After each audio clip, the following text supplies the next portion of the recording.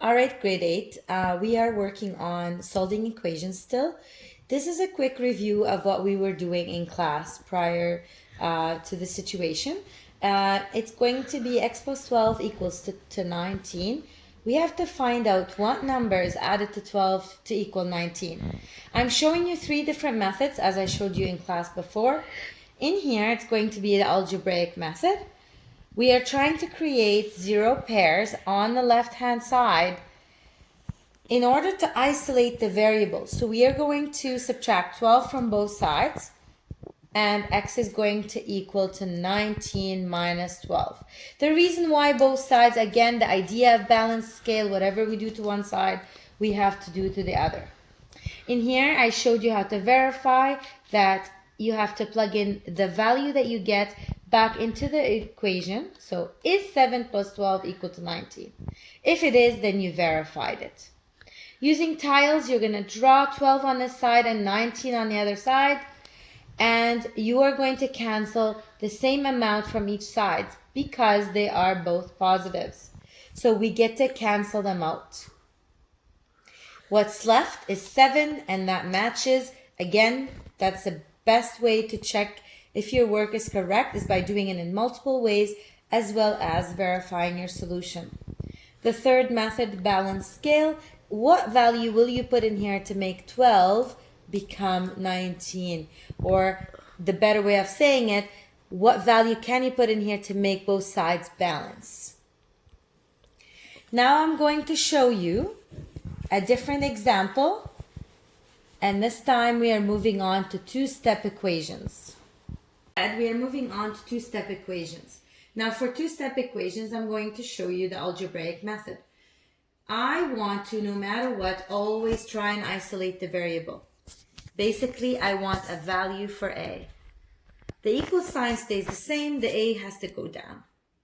Now your job by isolating the variable is to first get rid of the constant. If it's a positive 10, you would do the opposite to create 0 pairs. But whatever you do to the left side, you also have to do to the right side. Now, this one gives us a 0 pair. The negative 12a stays. So rewrite it. But now we're going to combine these two. If I owe $14 and I also owe $10, together I owe $24. Now we have the coefficient. We need to get rid of the coefficient. The coefficient is technically multiplied by the variable. To get rid of something that is multiplied by it, we get to divide by the same thing. Careful here. You don't divide by 12, you divide by negative 12. Keep the sign the same. And whatever you do to one side, you do to the other side. To divide both by negative 12, this one cancels out. And what you're left with is negative 24 divided by negative 12. And that should give you positive 2. Now please remember the rule. Negative divided by negative is positive. Positive divided by positive is also positive. Because they're the same. And negative divided by positive is negative. And positive divided by negative is also negative. Notice these are different. If they're different, it's negative. And if they are the same, it's positive. The same rule applies for multiplication. Please remember that. I know we covered this in class, but that's just a quick reminder. So in here we get positive 2. Do not forget to verify. Take the main equation, rewrite it, and check. If you replace a with positive 2, will you get negative 14? Well, negative 12 times positive 2 is negative 24. Negative 24 plus 10 is negative 14. So yes, it does work.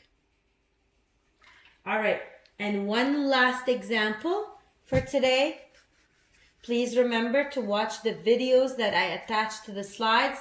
Not just my video, but also the other videos. So the next example is going to be x over 5 plus 6 equals to 9. Again, your job is to try and isolate the variable. So first get rid of the constant. If the constant is added, just subtract the same thing from both sides and rewrite it. Those cancel each other. X over 5 stays. 9 minus 6, positive 3. Now this one is division. To get rid of a division, you would multiply by both sides. Because this is division, you would multiply. You can think about it this way. Or you can think of it also as 1 over 5x equals to 3. Same thing. You would have to multiply by 5 to get rid of this side. So it doesn't matter how you think about it. You would have to multiply both sides by 5. X is left, and this side is 15. Now remember, they happen to be both positive, so you're not really dealing with signs here. To check your work, take positive 15, plug it back into the equation. 15 divided by 5, it's 3, plus 6, is it 9? So if it is, then your work is correct. Please remember, you can also check your work by trying another method like balance scale or algebra tiles. And remember to show all of your work for the assignment. So when I say show your work, do it on a piece of paper. Show all of your steps the way I'm showing right now. Show a step that says verify. And right here, for example, is 15 over 5 plus 6 equals to 9? If you show all of that, then that's showing your work. And then sending it on Google Classroom.